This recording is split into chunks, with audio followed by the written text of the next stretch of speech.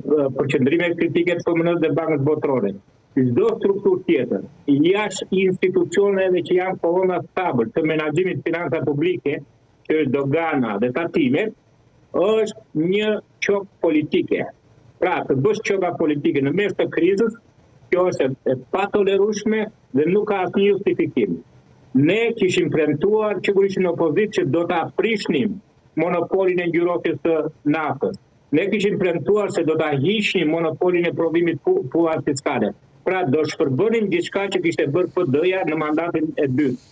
Nuk ndodhi ajo. Rilindasit në vend që t'i shpërbën, u bën bashkëpronar dhe këto partneritete publike private, unë i shtoj fjalën si studius preferenciale, janë tashmë risku i grupave të zeza financiare që do godasin stabilitetin financiar të vendit. Dhe të shtosh dhe të tjera, kjo është pasaj, nuk e di, nuk arsyetoj dot. Nuk vi asnjë argument profesional përveç asaj që kam thënë gjithmonë, që ne rrezikohemi nga bardhia dhe nga kapja e shtetit.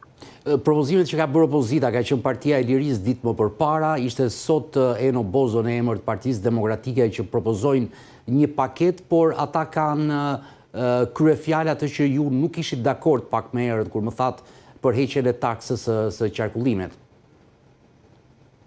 Qiko, në qoftë se bëhet një pezullim i përkohshëm, prapë do mbasën disa para. Po nuk është se e them unë. Po duke ndjekur nga afër për 30 vjet gjithë politikat fiskale, që bëhen dhe në vendet e tjera, patjetër që jam kundër, se do humbasin disa miliarda lekë. Dhe do përfitojnë ata që duhet ta dinë që kur ndodh një krizë në vendet e tyre, do bie dhe mbi kurrizin tonë, që kemi një të ardhur të përballueshme. Ndërsa nëse ti ja fal të gjithëve, ti bën një grop.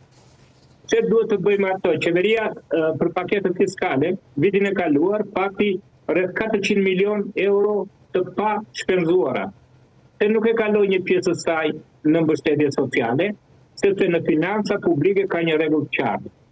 Çatia rregullohet në ditë me diell. Ne duhet kemi skenarët rezervë që e dim që mund të bëjë rritje ekonomike, e dim që mund të ketë rënje të ardhura, e dim që kemi rritje shpenzime nga fatkeqësitë natyrore që ja bën përhershme, nga kriza tilla siç është dhe kjo, dhe duhet pasaj me njëherë të ndërhyjmë dhe me paketat që ne ndihmojmë të varfrit që shpenzojnë para shumë shpejt të pasurit, kjo është teori ekonomike, dhe krijojmë një ndjenjë solidariteti dhe mbështetje për të gjithë këta, edhe për veteranët, edhe për të smurët, edhe për pensionistët, edhe për fermerët, por amortizojmë dhe goditjen e klasa e mesme. Se në momentin që të kurret klasa e mesme, ne po shikojmë çfarë po ndodh, atëherë mbështeten forcat radikale dhe forcat radikale në kohë varfërie, jo shikoni në Gjermani, jo shikoni në Francë.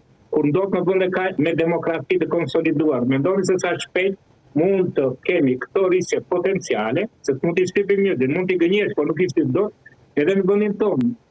Dhe ajo që më vjen në shpirt është që shqiptarët janë fajtuar me situatë e thonë këtu nuk bëhet dhe më mirë po e braktis vendin tim. Po sa më shumë mirë dhe braktisin, qoftë si krapunës, qoftë si njerëz të mençur, aq më shumë varfërohemi ne në burimet e zhvillimit të vendit tonë.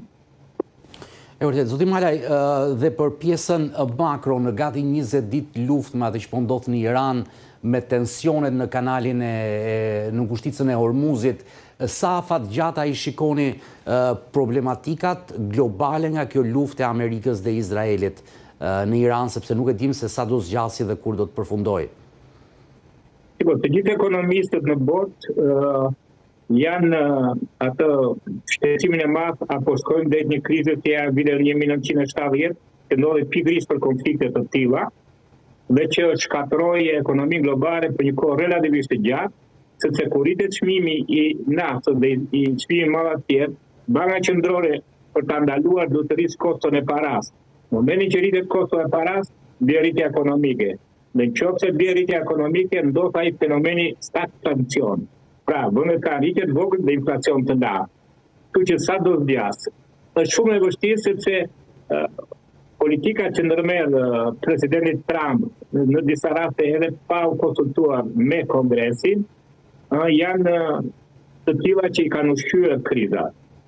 I kanë ushqyer krizat dhe besoj që Irani, ndoshta edhe me këtyr të partnerëve të tij strategjik, e përhapi konfliktin në gjitha vendet e e linjës mesme. Bile nga ajo që unë kam lexuar, presidenti i Emiratet Bashkuara kishte vënë bazë që Irani nuk do të shkonte asnjëherë në luftë, dhe të gjitha bazat kanë rënë, dhe lufta ka dalë deri tani ka dalë jashtë kontrollit. Dhe në qoftë se ajo do të vazhdojë më gjatë,